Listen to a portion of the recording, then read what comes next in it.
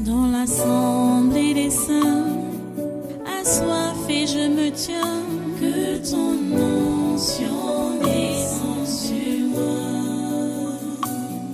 Conscient que mon destin est dans le creux de ta main, que ton onction descende sur moi. Je suis disposé, assoiffé, que ton onction descende sur moi. Je suis disposé, assoiffé,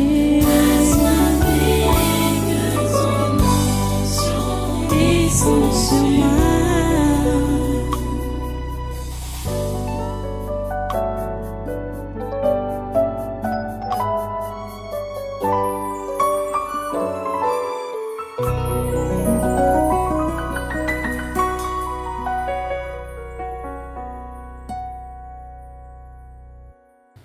Vous voyez, aujourd'hui, si je peux dire que je suis sauvé, je suis enfant de Dieu.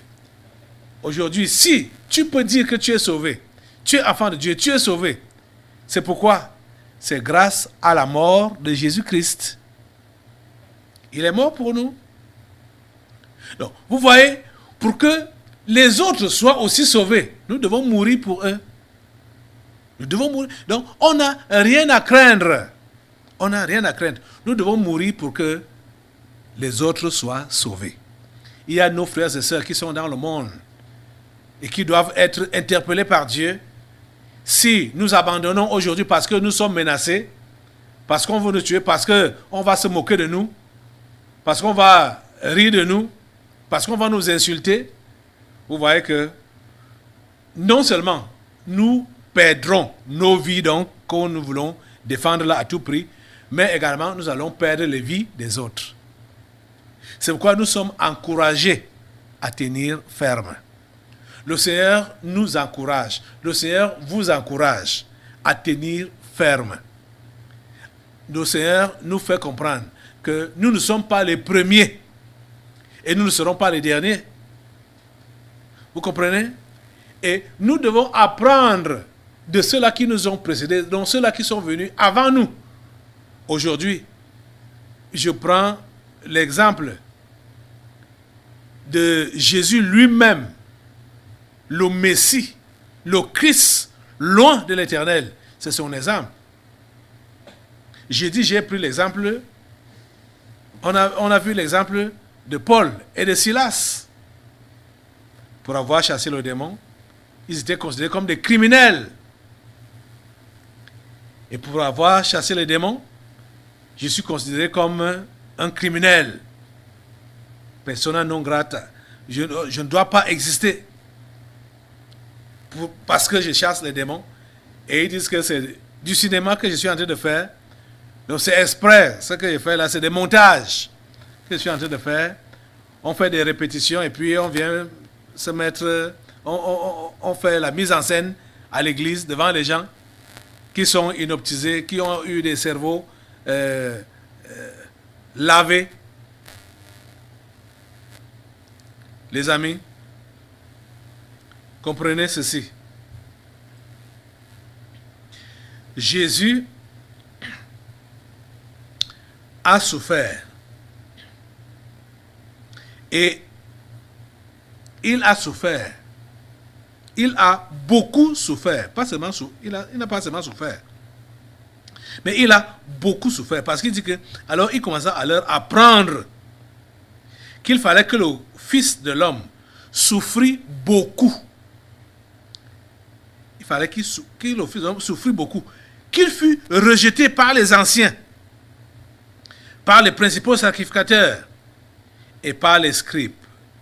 Qu'il fût mis à mort et qu'il ressuscita 3 jours après.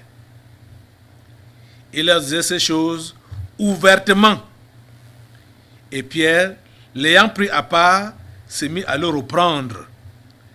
Mais Jésus, se retournant et regardant ses disciples, réprimanda Pierre et dit, « Arrière de moi, Satan, car tu ne conçois pas les choses de Dieu, tu n'as que des pensées humaines. Donc, vous tous qui avez peur de souffrir, vous avez peur de la mort, qu'est-ce qui vous anime? C'est l'esprit du diable qui vous anime. C'est les pensées de Satan qui vous animent. Vous comprenez? Vous devez rejeter ces pensées-là aujourd'hui et rejeter ça définitivement de votre vie. Rejeter les pensées diaboliques, rejeter les pensées sataniques, rejeter cela aujourd'hui. Vous comprenez? Vous êtes animé par le diable. Quand vous refusez de souffrir pour Jésus, quand vous refusez de souffrir pour la cause de l'évangile, vous êtes animé par les pensées diaboliques. Parce que vous voulez préserver votre vie. Vous voulez préserver votre vie. Verset 34, écoutez donc ce que Jésus-Christ dit. Puis, ayant appelé la foule avec ses disciples, Jésus a appelé la foule et ses disciples. La foule et ses disciples. Donc, toi, qui es encore dans la foule, qui n'est pas encore converti, c'est à toi que Jésus-Christ s'adresse. Je vous ai dit que les gens qui se convertissent en pleine persécution, c'est difficile que ceux-là rétrogradent. Parce que quand ils se prononcent ouvertement pour Jésus, ils savent ce qui les attend. Ils savent que ce qui les attend, et c'est eux qui peuvent persévérer jusqu'à la fin. Vous comprenez? Puis, ayant appelé donc la foule avec ses disciples, il leur dit, si quelqu'un veut venir après moi, qu'il renonce à lui-même, qu'il se charge de sa croix et qu'il me suive. Car celui qui voudra sauver sa vie la perdra, mais celui qui perdra sa vie à cause de moi et de la bonne nouvelle la sauvera. Et que sert-il à un homme de gagner tout le monde s'il perd son âme? Que donnerait un homme en échange de son âme? Car quiconque aura honte de moi et de mes paroles au milieu de cette génération adultère et pécheresse, le Fils de l'homme aura aussi honte de lui quand il viendra dans la gloire de son Père avec les saints anges. Il leur dit encore, je vous le dis en vérité, quelques-uns de ceux qui sont ici ne mourront point qu'ils n'aient vu le royaume de Dieu venir avec puissance. Ces paroles sont pour nous. Ces exhortations sont pour nous. Cet avertissement ou ces avertissements sont pour nous aujourd'hui. Parce que le royaume de Dieu va se manifester avec puissance. Le royaume de Dieu vient avec puissance. Le royaume de Dieu vient avec puissance. Le royaume de Dieu vient avec puissance pendant cette génération. Comprenez ça? L'autre jour, j'ai été réjoui de recevoir, je peux appeler ça l'épître de Paga Obama, Benoît, depuis la prison centrale de Ngoumou. L'épître, parce que c'est jusqu'à 3 pages qu'il a écrit. Paga Obama. Voilà son épître. Je vais vous lire ça. Il est l'un des fidèles de cette assemblée qui est en prison à cause de Jésus et maltraité parce qu'il refuse de se compromettre par rapport au mensonge de l'heure. Il s'est proclamé pour Jésus et a refusé de plier son genou devant la bête. Je vais vous lire sa lettre. C'est avec la lecture de sa lettre que nous allons passer à la prière. Je vais arrêter mon message de ce matin parce que c'est un encouragement. Il a écrit ça le 1er décembre 2021. Paga Obama, Benoît, qui c'est? C'est son nom que je lis là. à toute l'assemblée des enfants du tabernacle de la liberté et aux frères Blanchard. Objet, remerciements, encouragements et témoignages. Bonjour, cher révérend pasteur Caleb Ouattara, frères et sœurs en Christ du Cameroun, de la diaspora, de l'Assemblée des saints en Christ, Jésus du tabernacle de la liberté.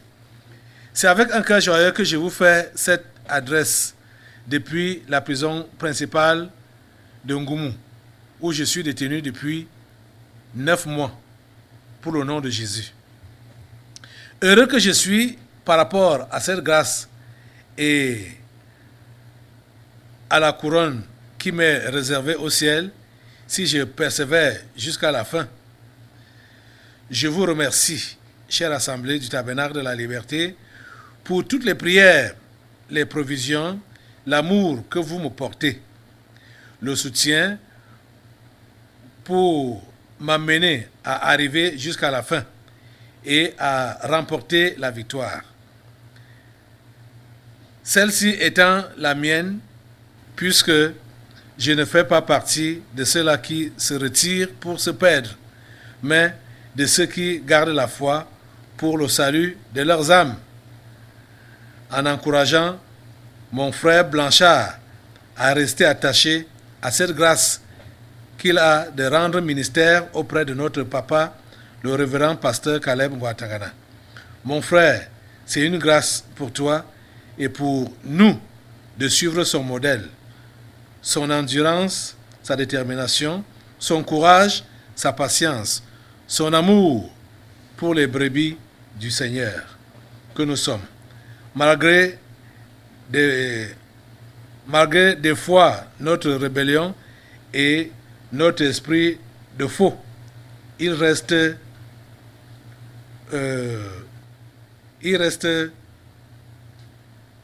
passionné envers nous. Bon, c'est en prison, frère, que j'ai compris que ce soit l'obéissance à Dieu, et j'ai pu résister parce que j'ai compris qu'il fallait de manière maintenant pratique renoncer à moi-même. Donc de manière pratique à renoncer à moi-même et au monde. Et à ces choses, à la famille, pour ne regarder qu'à Jésus seul. C'est lui qui va mieux redonner la vie. Si je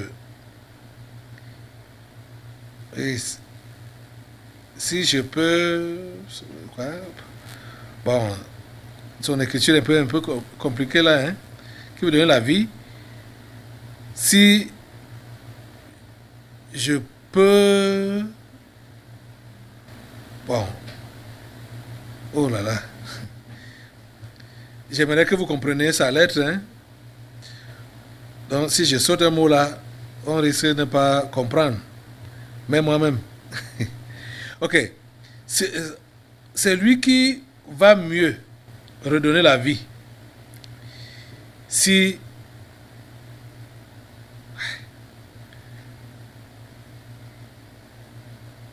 Voilà.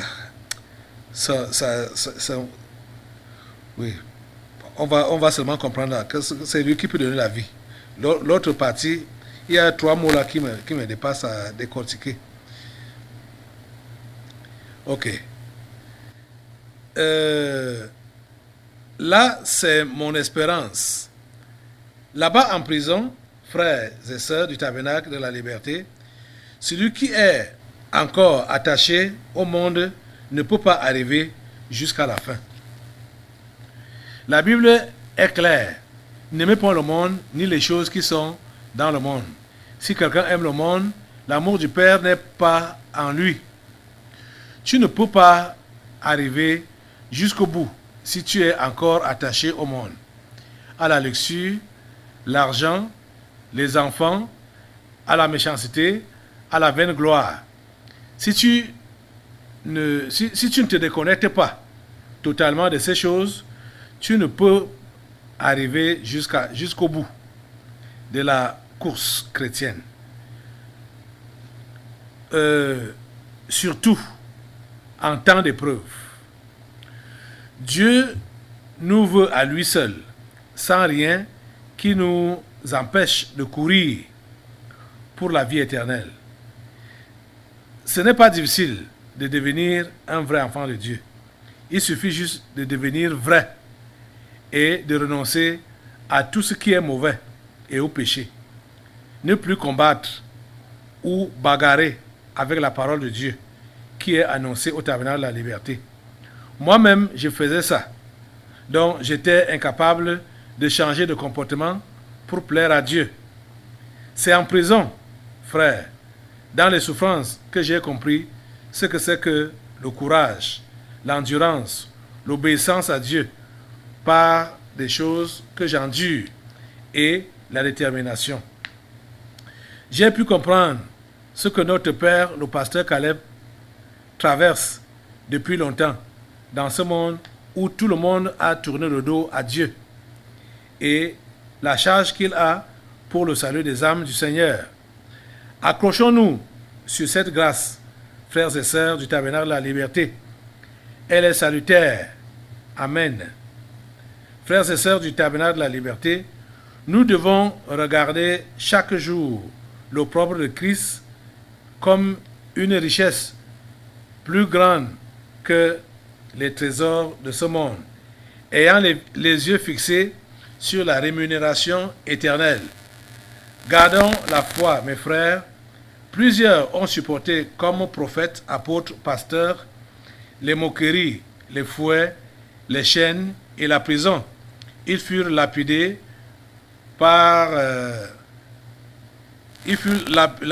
pour la foi, sciés, torturés. Ils sont morts par l'épée.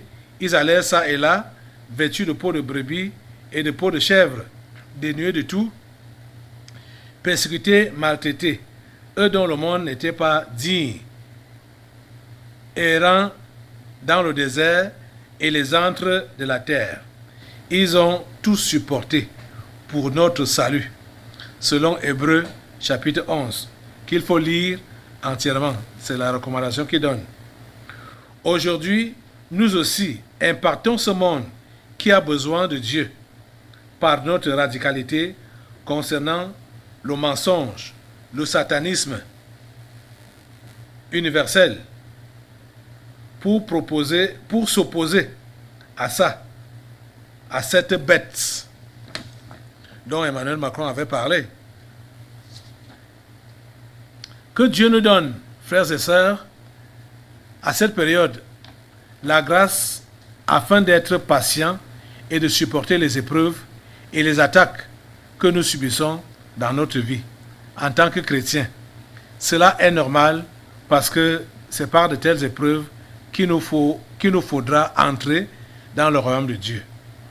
Déjà, à 9 mois de prison, par rapport à ma prise de position concernant le mensonge, le satanisme, la secte, donc le satanisme universel, où devant les magistrats et devant le procureur de la République, j'ai maintenu ma position radicale.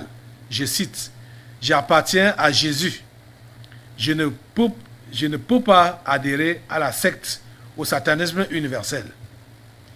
C'est des pratiques maléfiques. » Mes frères, mes sœurs, cette prise de position m'a fallu un autre mandat de dépôt, en plus des coups de fouet et les tortures, pour que je cède. Comme l'apôtre Paul, je suis heureux de parcourir de tribunal en tribunal pour la proclamation de l'évangile de cette génération. Cet évangile qui ne demande pas l'effort, juste j'appartiens à Jésus, je refuse d'être initié à la secte mondiale, au satanisme universel. C'est vrai, la prise de position va te causer beaucoup de problèmes. Moi, mon frère, même s'il faut que par rapport à ta prise de position, tu perdes ta vie, mon frère, ma soeur du tabernacle de la liberté, tu auras beaucoup gagné pour le salut de ton âme.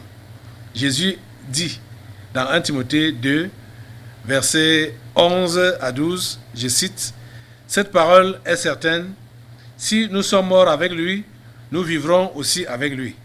Si nous persévérons, nous régnerons aussi avec lui.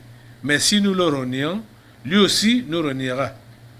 Persévérons ensemble avec lui pour qu'il règne avec nous dans son royaume au ciel pour l'éternité. Amen.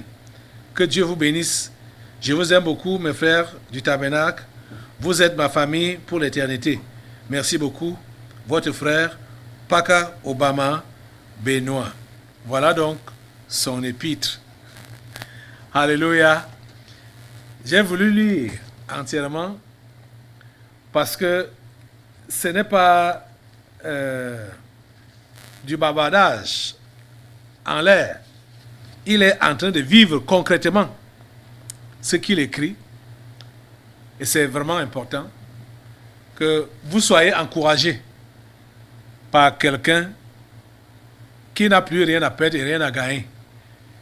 Vous savez qu'ils étaient deux. L'autre s'est compromis pour commencer à... il s'est compromis. Il a commencé à arborer. Et quand on l'a menacé, et on le flattait, qu'on allait le libérer. Mais voilà, 9 mois, tous les deux sont là-bas. Celui qui s'est compromis et celui qui ne s'est pas compromis. Je ne sais pas comment il ne peut pas comprendre qu'il doit se repentir et revenir sur sa position pour dire j'appartiens à Jésus, je n'adhère pas au satanisme universel. Voilà, on l'a flatté, on l'a flatté et il s'est compromis. Là, voilà, il est toujours là-bas, derrière les barreaux. Vous voyez? C'est comme ça que le diable est. Et vous savez que quand ces deux frères sont allés en prison, bon, c'est par les délivrances prophétiques ici, il avait été dit qu'un a déjà cédé. Un a déjà cédé. Et je sais que quand on a dit qu'un a cédé, et quand même, je vous disais toujours qu'un a cédé, beaucoup pensaient que c'est celui dont on vient de lire la lettre maintenant là. C'est comme ça que beaucoup pensaient que c'est celui dont on venait de lire la lettre maintenant. Mais, curieusement, c'est lui qui tient bon. C'est lui qui tient bon. Parce que vous connaissez son histoire. Mais c'est lui qui tient bon. Donc, faites attention de juger au niveau des apparences. Faites attention de juger au niveau des apparences. Les gens là, qu'on appelle, les esprits les ont appelés spiritus. Il faut se méfier d'eux. C'est là qui veulent montrer leur croyance par les apparences. Il faut se méfier d'eux. La foi, c'est dans le cœur. Ce n'est pas les apparences. Vous comprenez? Nous sommes encouragés à la fermeté. Le Seigneur est sur le point de nous faire voir son royaume venir avec puissance. Il a dit, je vous le dis en vérité, quelques-uns de ceux qui sont ici ne mourront point, qu'ils n'aient vu le royaume de Dieu venir avec puissance. Mais pour que cela se passe, nous sommes obligés de passer par les préalables. Et parmi les préalables ou les préparatifs, il y a donc les persécutions à cause des délivrances. Accueillons cela.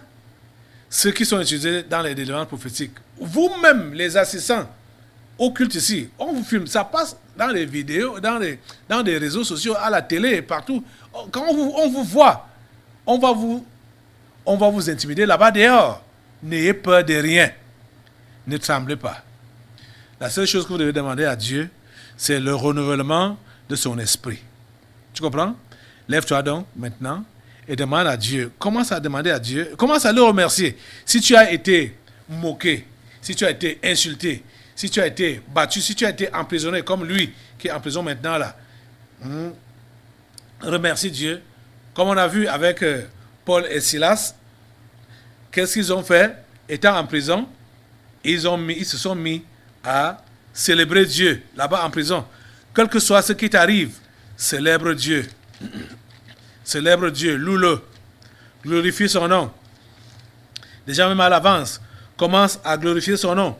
Pour Paul et Silas, on dit que vers le milieu de la nuit, Paul et Silas priaient et chantaient les louanges de Dieu. Et les prisonniers les entendaient. Ils priaient et chantaient les louanges de Dieu. C'est ça que nous sommes appelés à faire. Prier, louer Dieu, le glorifier. Prier pourquoi? Pas pour que nous ayons une meilleure vie, pas pour que nous soyons épargnés des difficultés ou des persécutions, mais prier pour que les âmes soient sauvées. Et pour que ce par quoi nous passons puisse contribuer pour l'avancement du royaume de Dieu. Ça doit être notre prière. Les calomnies, les lynchages au niveau des médias, que ça contribue pour l'avancement du royaume de Dieu. C'est comme ça que nous devons prier. Ô Seigneur, galvanise tes enfants, renouvelle ton Saint-Esprit en eux au nom de Jésus. Esprit Saint de Dieu, descends sur tous ceux-ci qui prient avec moi maintenant, descends sur eux maintenant au nom de Jésus. Descends sur eux au nom de Jésus. Descends sur eux au nom de Jésus et donne-leur le courage, la force, la témérité de témoins de toi, de témoins de toi face à cette génération pécheresse, adultère, méchante. Seigneur, interviens dans la vie de tes enfants. Remplis-les de courage, remplis-les de force au nom puissant de Jésus. Merci, ô Dieu, parce que tu nous fais voir ton royaume. Seigneur, tu nous fais voir ton royaume.